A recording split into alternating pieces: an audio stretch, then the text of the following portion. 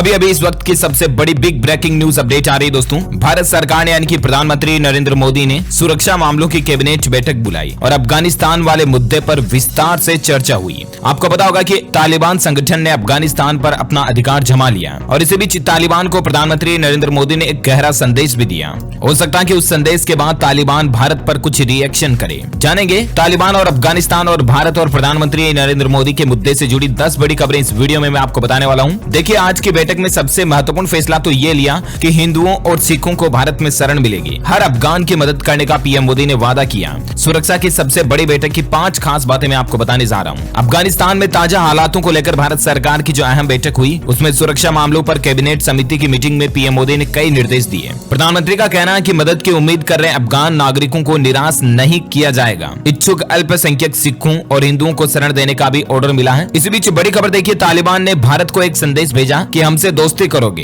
भारत से दूतावास बंद नहीं करने की भी अपील की है तालिबान ने। उनका कहना कि हमसे कोई खतरा नहीं है। और उनके इस रिप्लाई के बाद प्रधानमंत्री नरेंद्र मोदी ने क्या जवाब दिया पता है? भारत की तरफ से जो जवाब दिया आपको चौंका देगा। तो ये पूरी बड़ी खबर तो मैं आपको बताऊंगा, लेकिन इससे पहले फिलहाल कुछ और हेडलाइंस न्यूज अपडेट आप देखिए। जहां एक तरफ हम सबको ये लग रहा है कि पाकिस्तान जो है ना तालिबान के कहीं ना कहीं मदद कर रहा है, इसी बीच अब एक और बड़ी खबर आ रही कि पाकिस्तान की कैद में हो सकता है तालिबान चीफ हैबतुल्लाह अखुंदजादा, यानी कि ये तालिबान का चीफ है, तालिबान संगठन का जो सबसे हेड है वो पाकिस्तान के कब्जे में हो सकता है। इस तरह की भी मीडिया रिपोर्ट्स चल रही है।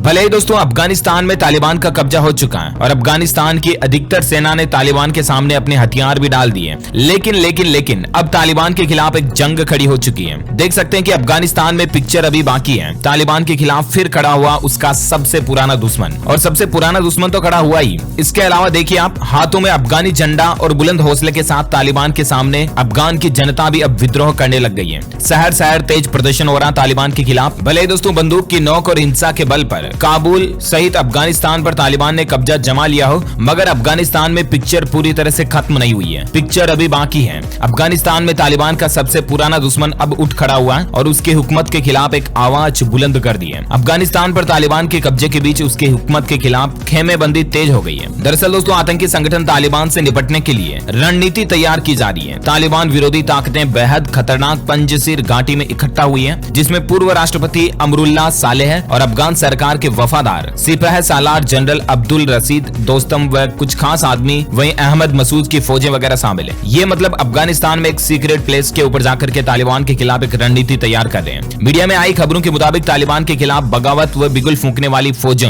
यानी कि नॉर्दर्न अलायंस ने परवान प्रांत के चारिकार इलाके पर दोबारा नियंत्रण हासिल कर लिया। चूंकि चारिकार राजधानी काबुल को उत्तरी अफगानिस्तान के सबसे बड़े शहर मजार ए शरीफ से जोड़ता है, लिहाजा उस पर जीत को विद्रोहियों की बड़ी कामयाबी के तौर पर देखा जा रहा है। यानी कि काबुल का ही एक प्लेस है जिस पर वापस मतलब तालिबानियों को हटा दिया और उस पर वापस जो अफगानिस्तान के पुराने राजनेता और कुछ सरकार के जो वफादार लोग थे ना, उन्होंने वापस तालिबान के खिलाफ बगावत करके लड़ाई करके अपने एक हिस्से को वापस अपने कब्जे में कर लिया। खबरों के मुताबिक चारिकार पर कब्जे के लिए 16 के सैनिकों ने पंजशीर की तरफ से हमला किया था और ये अफगानिस्तान का अकेला ऐसा प्रांत है जिस पर तालिबान का कब्जा अभी भी नहीं हो सका है और ये इलाका अब वापस मतलब अफगानियों के कब्जे में आ चुका है, जो की एक बड़ी ही पॉजिटिव बात है अफगानिस्तान के लोगों के लिए। इतना ही नहीं, अब तो जनता भी विद्रोह करने में जुट चुकी है। देश के अलग अलग हिस्सों में तालिबान के खिलाफ प्रदर्शन हो रहा है। 19 अगस्त को अफगानिस्तान के स्वतंत्रता दिवस के मौके पर देश के अलग अलग हिस्सों में अफगानी जनता राष्ट्रीय झंडा लेकर सड़कों पर प्रदर्शन भी करने लगी। यानी कि कल ही अफगानिस्तान का स्वतंत्रता दिवस निकला था। भले दोस्तों अफगान के राष्ट्रपति अशरफ गनी देश छोड़कर भाग गए, लेकिन अब अफगानिस्तान की आम जनता ने तालिबान के खिलाफ मोर्चा खोल दिया।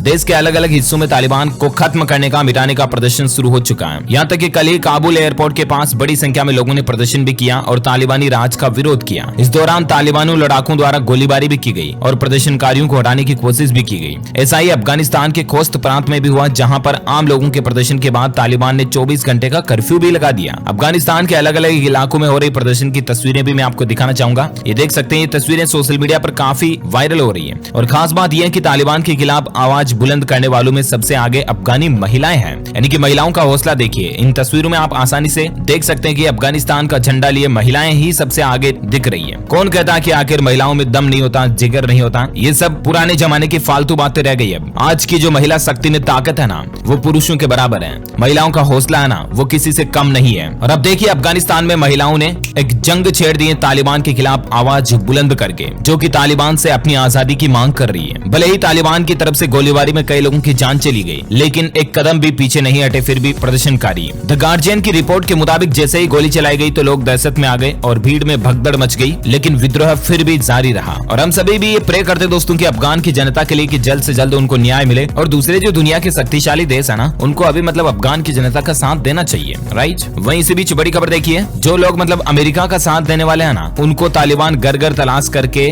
उनकी जान ले रहा है। सामने न आने पर परिवार वालों को भी खत्म करता जा रहा है। मतलब तालिबान ये चाहता है कि उसके खिलाफ विद्रोह करने वाला कोई अफगान में बचे ही ना। अच्छा, अभी दोस्तों तालिबान की वापसी के बाद पाकिस्तान और अफगानिस्तान की सरहद पर क्या हाल है, यानी कि यहाँ की जो सीमा रेखा दोनों के बीच की, इस पर क्या हालचाल माहौल चल रहा है। तो मैं आपको बता दूं, पाकिस्तान और अफगानिस्तान के बीच सबसे व्यस्त सीमा मार्ग तोरखम पर अफगानिस्तान के हरे और लाल झंडों की जगह अब इस्लामिक अमीरात का सफेद झंडा लहरा रहा। और अफगानिस्तान की सीमा सुरक्षा बल की जगह अब कमीज सलवार पहने, सिर पर सफेद रुमाल बांधे और हाथों में बंदूक उठाए तालिबान के लड़ाके दिखाई दिए। उनके पास 3 सफेद डबल केबिन गाड़ियां आकर रुकी, जिनमें शस्त्र और हथियार, बंदूकें वगैरह ही शामिल है। तो मतलब अभी सरहद को भी इन्होंने कब्जे में कर रखा है। और इसी बीच सबसे बड़ा अपडेट जो आ रहा है, देखिए बड़ी खबर कि तालिबान को प्रधानमंत्री नरेंद्र मोदी ने संदेश दिया कि आतंक के जरिए साम्राज्य खड़ा करने वालों का अस्तित्व स्थायी नहीं होता है। ये तालिबान के लिए खुली चेतावनी है कि तालिबान का सर्वनाश होने वाला है, तालिबान मिटने वाला है। ये साफ साफ कह दिया प्रधानमंत्री नरेंद्र मोदी ने। गुजरात के सोमनाथ मंदिर से जुड़े एक कार्यक्रम में हिस्सा लिया और इस दौरान प्रधानमंत्री ने कहा कि आस्था को आतंक कुचल नहीं सकता। साथ ही उन्होंने कहा कि आतंक के दम पर साम्राज्य खड़ा करने वालों का अस्तित्व भी स्थायी नहीं होता है, उनकी नींव मजबूत नहीं होती है, उनका साम्राज्य ज्यादा दिन तक नहीं टिकता है। और ये एक खुली चेतावनी है भारत की तरफ से तालिबान के लिए, एक अलर्ट है कि तालिबान को अब भी संभल जाना चाहिए। प्रधानमंत्री नरेंद्र मोदी ने अफगानिस्तान में जारी हलचल को लेकर तालिबान को सीधा संदेश दिया। पीएम मोदी ने उदाहरण भी दिया कि आस्था को आतंक से नहीं कुचला जा सकता, जैसे कि सोमनाथ मंदिर को कई बार तोड़ा गया,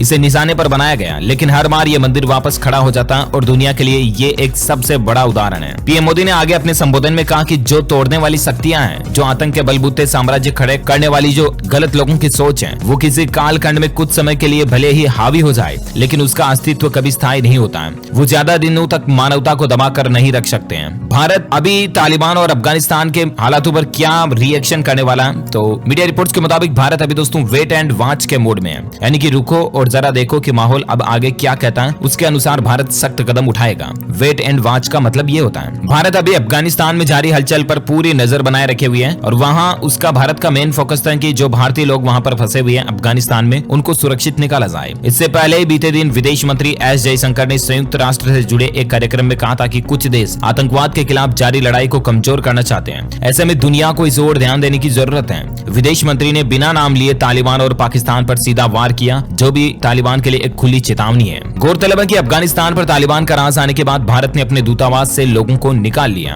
अब वहां पर फंसे भारतीयों को निकालने की भी कोशिश पूरी चल रही है। और इसी बीच भारत लगातार अमेरिका से भी संपर्क बनाए हुए है, जिसने अभी काबुल एयरपोर्ट को अपने कंट्रोल में लिया हुआ है। विदेश मंत्री एस जयशंकर अमेरिकी यात्रा से लौटकर वापस भारत आ रहे हैं, यानी कि अफगानिस्तान का काबुल एयरपोर्ट अभी भी अमेरिकी सेना के कब्जे में है, ताकि लोगों को इधर उधर आने जाने में दिक्कत नहीं हो। और अमेरिका ने लगभग 4-5 हजार से भी ज्यादा सैनिक जो वहां पर काबुल एयरपोर्ट पर भेज रखे हैं। भले दोस्तों तालिबान के सैनिक कितने ही मतलब ज्यादा हो, लेकिन अभी भी काबुल एयरपोर्ट जो है अमेरिका के कब्जे में है, ताकि भारतीय लोगों को और दूसरे लोगों को सुरक्षित बाहर निकाला जा सके। लेकिन तालिबान का सर्वनाश अब शुरू होने जा रहा है, क्योंकि इधर अफगान जनता जहां एक तरफ विद्रोह खड़ा कर चुकी है, वहीं दूसरी तरफ भारत ने भी डायरेक्टली या इनडायरेक्टली किसी भी तरह से कहो आप तालिबान को खुली चेतावनी दे दी है कि इस आतंकी संगठन का सर्वनाश खात्मा होना तय है, क्योंकि ये ज्यादा लंबे समय तक नहीं टिकने वाला है। वहीं इसी बीच इस वक्त की एक सबसे बड़ी ताजा खबर जो आ रही है, देखिए आप कि तालिबान जो है ना वो अब भारत से जानबूझकर दुश्मनी मोल ले रहा है। देख सकते हैं अफगानिस्तान में जो भारत के कॉन्सुलेट्स हैं उसमें भी तालिबानी आतंकी घुस गए और अधिकतर बुलेट प्रूफ गाड़ियों को उठा कर ले गए। अभी तालिबान ने जब अफगानिस्तान पर कब्जा किया था ना, तब उसने कहा था कि हम शांतिपूर्ण शासन करेंगे, शांति भंग नहीं करेंगे, लेकिन पूरी तरह से शांति भंग हो रही है। उनके शांति का वादा पूरी तरह से टूट चुका है, लोगों पर अत्याचार हो रहा है, जानबूझकर लोगों को जान लिए जा रहे हैं, गोलियां चलाई जा रही हैं। और इंडियन कॉन्सुलेट्स में भी अब तालिबानी आतंकी घुस चुके, जो कि भारत के लिए एक बड़ी ही सावधान हो जाने वाली बात है। तालिबान के आतंकी बुधवार को कंधार और हेरात प्रांत में खाली किए जा चुके इंडियन कॉन्सुलेट्स में घुसे